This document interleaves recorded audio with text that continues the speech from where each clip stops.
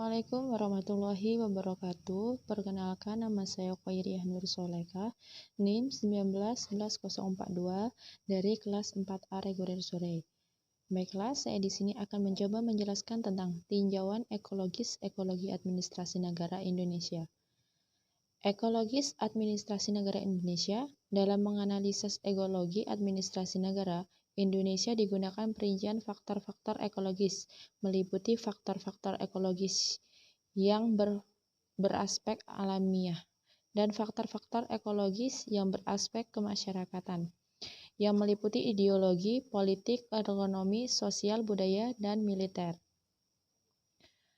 Kemudian A. Faktor-faktor ekologis yang berupa aspek ilmiah. Faktor-faktor ekologis beraspek ilmiah terdiri dari 1. Lokasi dan posisi geografi, 2. Keadaan dan kekayaan alam, 3. Keadaan dan kemampuan kependudukan. Kemudian 1. Lokasi dan posisi geografis. Posisi geografis suatu negara menunjukkan ketentuan tentang lokasi suatu negara dalam rangka ruang atau tempat dan waktu sehingga menjadi jelas batas-batas wilayah negara pada salah suatu saat tertentu. A. Pengaruh lokasi dan posisi geografis terhadap administrasi negara. Bentuk wujudnya ke dalam geografis Indonesia merupakan kepulauan terdiri dari 13.667 buah pulau besar dan kecil, sehingga seluruh wilayah mencapai sekitar 7,3 km persegi. Dengan perbandingan luas wilayah daratan dan wilayah lautan sekitar 1:3, jelas memerlukan suatu administrasi negara yang mampu menghubungkan pulau-pulau tersebut satu dengan yang lain sehingga pulau-pulau jadi tidak terisolasi, dan bangsa Indonesia yang mendiami pulau-pulau itu merupakan bangsa yang terintegrasi. B. Pengaruh administrasi negara terhadap geografi Indonesia. Pengaruh administrasi negara terhadap geografi terutama lokasi dan posisinya hampir tidak ada karena sifatnya alamiah. 2. Keadaan dan kekayaan alam. Negara Indonesia memiliki potensi kekayaan alam yang cukup besar. Sumber-sumber kekayaan alam beraneka ragam. Kekayaan alam ini dapat berupa tanah yang longsor, lautan yang kaya akan ikan dan kehidupan laut lainnya, bahan-bahan tambang dan sebagainya. Daratan yang mempunyai gunung-gunung berapi memang dapat menyuburkan tanah dan juga mengandung potensi sebagai sumber energi yang dapat dimanfaatkan. Kemudian di samping dapat juga mendapatkan bencana alam.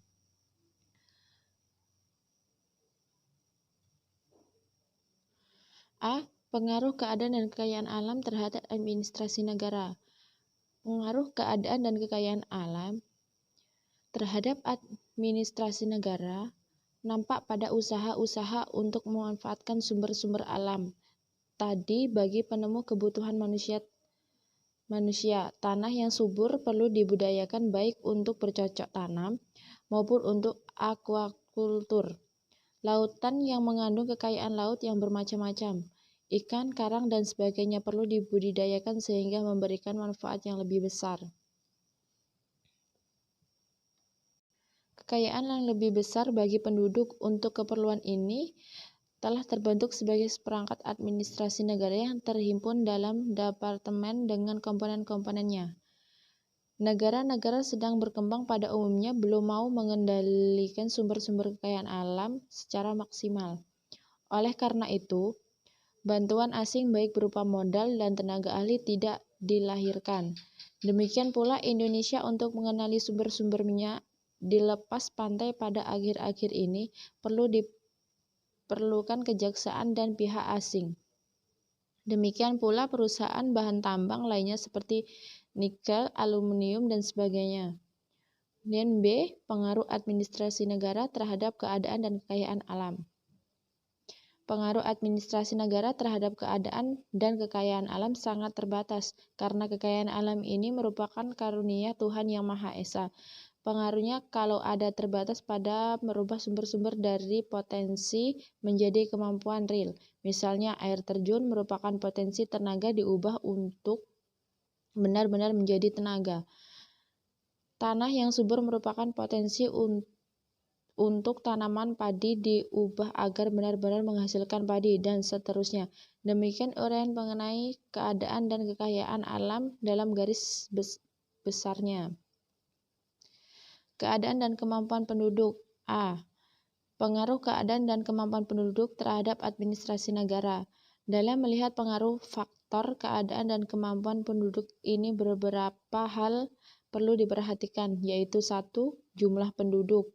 Jumlah penduduk dunia yang semakin meningkat dengan potensi kenaikan yang tinggi dan yang tidak diikuti peningkatan, serta penemuan sumber-sumber baru menimbulkan rasa khawatir yang amat sangat besar di kalangan para pemimpin masyarakat Indonesia, negara terbesar kelima dalam hal jumlah setelah Republik Rakyat Cina, India, Amerika Serikat, dan Uni Soviet. Sejak semula telah dikhawatirkan bahwa jumlah penduduk Indonesia tergolong jumlah yang besar dan laju pertumbuhannya cukup tinggi, dan oleh karena harus ada usaha-usaha pengendalian jumlah penduduk dengan tujuan terhambatnya pertumbuhan. Untuk keperluan ini, maka ditetapkan program-program pemerintah yang berkenaan dengan ini dan terkenal dengan program keluarga berencana yang dimulai secara resmi tahun 1969. Organisasinya semula bernama Lembaga Keluarga Berencana Nasional atau LKBN. Kemudian diubah pada tahun 1970 sampai 1971 menjadi Badan Koordinasi Keluarga Berencana Nasional BKBN dan disempurnakan pada tahun 1971 sampai 1972. Dan pada perkembangan selanjutnya badan ini mempunyai susunan vertikal dan melibatkan beberapa kepala. 2. Distribusi spesial. Jumlah penduduk yang berasal seperti diuraikan di atas, dibarengi dengan distribusi spasial yang timpang, artinya penyebaran di antara berbagai wilayah negara tidak merata. Sebagai gambaran, sejak semula telah didapati bahwa kurang lebih 2/3 penduduk Indonesia berada di Pulau Jawa dan Madura yang hanya merupakan kira-kira 1/13 luas seluruh wilayah Indonesia. Keadaan yang timpang ini tidak dapat dipertahankan dan harus diambil langkah-langkah nyata dan berencana untuk mengatasinya dengan memindahkan sebagai penduduk Jawa dan Madura ini keluar. Penghasilan penduduk. Seperti telah dikemukakan dalam beberapa laporan bahwa Indonesia termasuk kelompok negara-negara penghasilan rendah. Di samping India, Sri Lanka, dan Tanzania, hal ini sudah jelas mengakibatkan kurang mampunya penduduk dan juga perekonomian nasional mendukung beban pajak yang dipungut pemerintah untuk membiayai administrasi. 5. Tingkat pendidikan. Tingkat pendidikan masyarakat masih tergolong rendah, bahkan pada tahun 1975 yang sudah melek huruf sekitar 62% dari seluruh jumlah penduduk. 6. Kesehatan penduduk. Kesehatan penduduk mengurai administrasi negara dalam arti kesehatan penduduk yang masih buruk atau rendah, mendorong pemerintah untuk menyusun program-program di bidang kesehatan. Kemudian B. Pengaruh administrasi negara terhadap keadaan dan kemampuan penduduk. 1. Departemen Tenaga Kerja dan Transmigrasi khusus Direktorat Jenderal Transmigrasi dengan jajaran dan bekerja sama dengan unsur-unsur administrasi negara.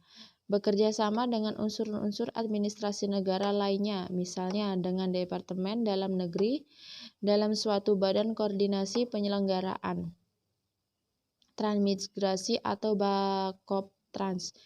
Dapat dapat lebih menyeimbangkan penyebaran spesial penduduk. Kemudian 2, Departemen Kesehatan dengan program-program di bidang kesehatan dapat mempengaruhi keadaan kesehatan penduduk. 3, dengan undang-undang wajib belajar yang diadministrasikan oleh Departemen Pendidikan dan Kebudayaan. Demikian pula program-program keberantasan buta aksa yang direncanakan oleh jajaran daerah dapat dicegah buta huruf. Program pendidikan lainnya yang memberi kesempatan memperoleh pendidikan bagi sebanyak mungkin warga negara atau penduduk dapat mencerdaskan kehidupan bangsa dan meningkatkan kecerdasan rakyat, maka komunikasi antara administrasi negara dan rakyat menjadi lebih mudah dipahami dan dimengerti, serta akhirnya menimbulkan keikutsertaan rakyat dalam program-program tersebut, dan pada gilirannya dapat menumbuhkan dukungan masyarakat terhadap administrasi negara.